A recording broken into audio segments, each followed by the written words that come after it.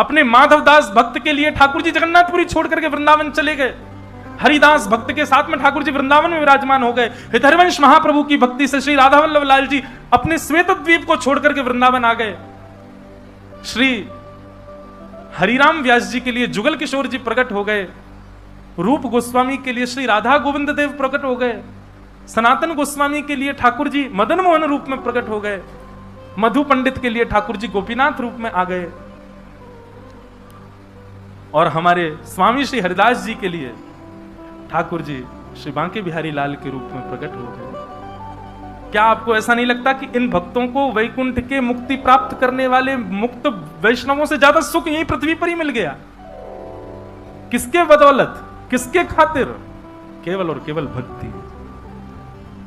इसलिए कथा मुक्ति के लिए नहीं सुननी है, नाम जप मुक्ति के लिए नहीं करना है, ये पुण्य मुक्ति के लिए नहीं करने हैं। बोले ठाकुर जी मेरी जिद है, मुझे पता है मैं जो कर रहा हूं इससे मुझे मुक्ति मिलेगी, लेकिन मुझे मुक्ति नहीं चाहिए। मुझे क्या चाहिए? मेरी अंतिम श्वास निकले, मेरे अंतिम क्षण हो, मेरे प्राण निकलने वाले हों, उससे पहले मुझे साक्षात जगन्नाथ जी मेरे सामने दिख जाएं।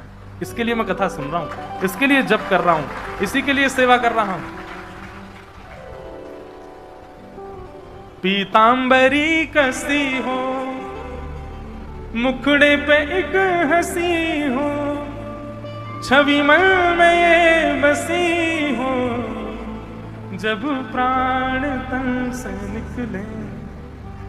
श्री गंगा जी का तट हो, यमुना का वंशवट हो, मेरा सांवरा निकट हो, जब प्राण तन से निकले।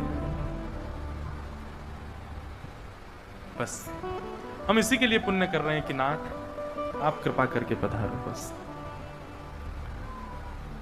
और परीक्षित, ये 7 दिन तुम मुक्ति के लिए मत मांगो।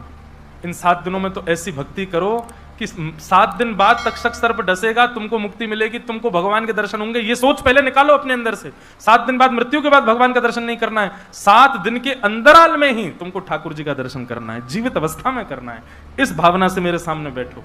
तब परीक्षित की मन बुद्धि शुद्ध हो गए, हाथ जोड़ दे, नहीं भगवान अब मुझे मुक्ति नहीं चाहिए, अब मुझे चिंता ही नहीं है मुक्ति की, अब तो केवल आप ऐसा कर दीजिए, मेरे 7 दिन की श्वास बची है, ये अंतिम श्वास जब निकले उससे पहले मुझे कोई ना दिखे, मेरे ठाकुर जी मुझको दिख जाए, ऐसी कृपा करो। तब सुखदेव जी कहते हैं ये तो केवल भक्ति से होगा, और भक्ति तुम्हारे चित्त में प्रकट हो ये केवल भागवत जी से होगा। मैं तुमको भागवत सुनाता हूं। तब यहां से सुखदेव जी भागवत सुनाना प्रारंभ करते हैं। बोलो भागवत महापुराण की। अब आगे बंधुओं बड़ी विस्तार से कथा है और बड़ी सुंदर कथाएं हैं, पर